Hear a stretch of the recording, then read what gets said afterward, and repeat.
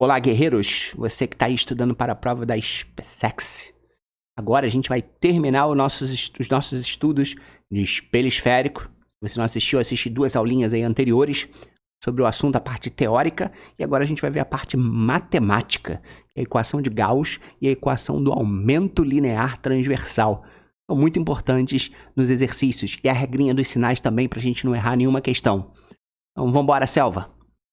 Agora a gente vai ver a parte matemática dos espelhos esféricos, que é a chamada equação de Gauss, que vai relacionar elementos que são importantes que a gente já estudou. Então, por exemplo, aqui eu tenho um objeto, um tamanho O. Aqui eu tenho uma imagem formada, tamanho I, ok?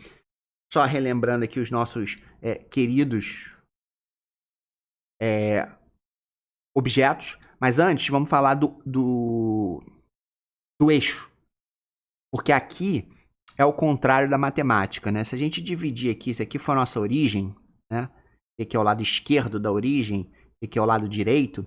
Geralmente a gente considera os números positivos do lado direito, não é isso?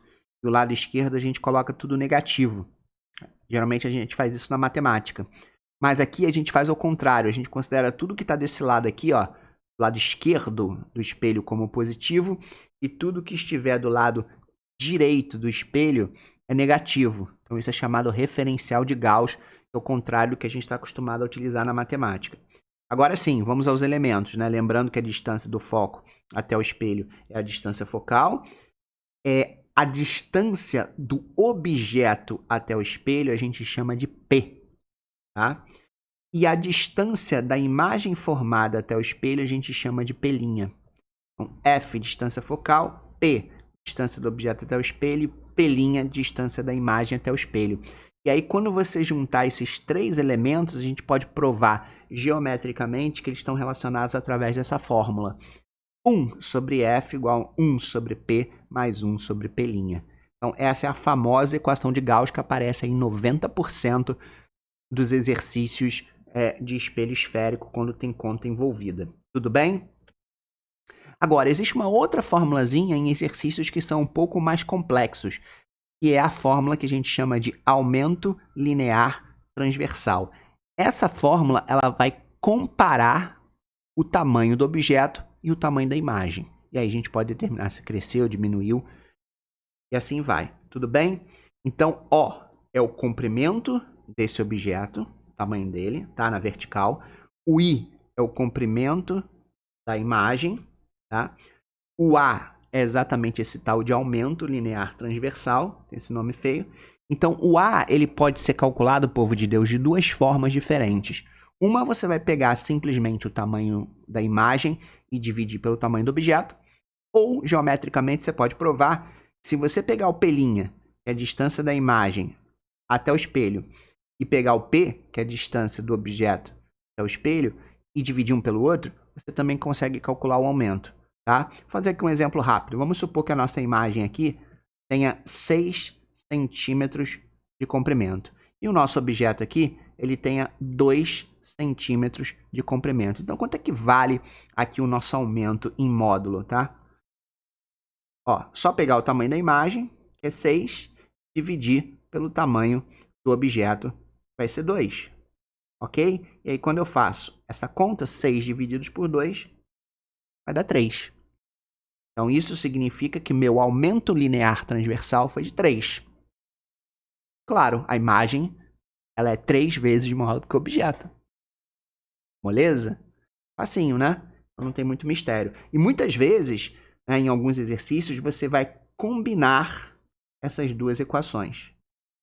Tá? Você vai combinar essas 2 equações para descobrir alguma coisa que interessa dentro do teu exercício, tá bom?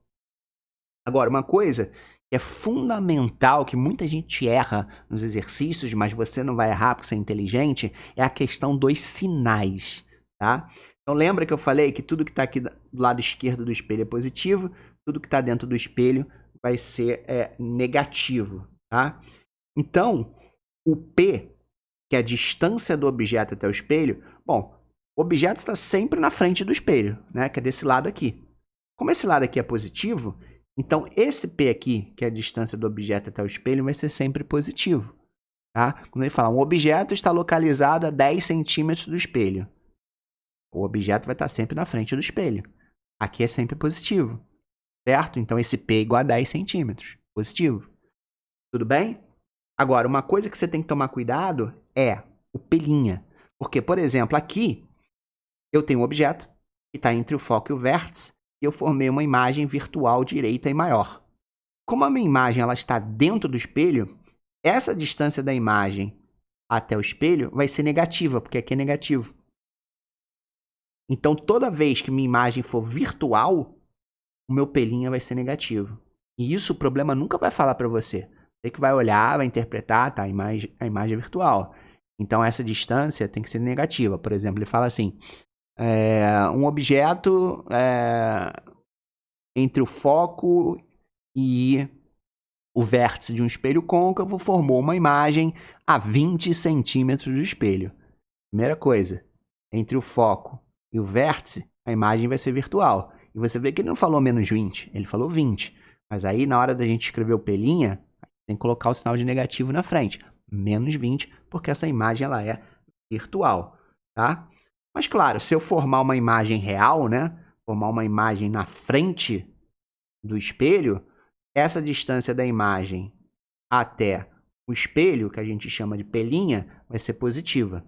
Então, quando a imagem for real, o pelinha vai ser positivo, tá? E uma outra coisa muito importante que a gente não pode esquecer é o sinal do F, da distância focal. Lembra que o foco no espelho côncavo, ele fica na frente do espelho, ou seja, onde o eixo é positivo. Já o foco do espelho convexo, ele fica dentro do espelho, onde é o eixo negativo. Então, a distância focal, ela vai ser positiva ou vai ser negativa. Ela vai ser positiva quando eu estiver trabalhando com espelho côncavo e ela vai ser negativa quando eu estiver trabalhando com espelho convexo. Então, se ele falar assim no problema, um espelho convexo, distância focal 15 centímetros. Aí você sabe, opa, peraí, é espelho convexo. Então, essa distância focal vai ser menos 15 centímetros. O cara nunca vai falar para você que é menos. Por isso que a gente tem que tomar muito cuidado na hora que a gente faz a leitura e interpreta uma questão de espelho esférico. Tá bom?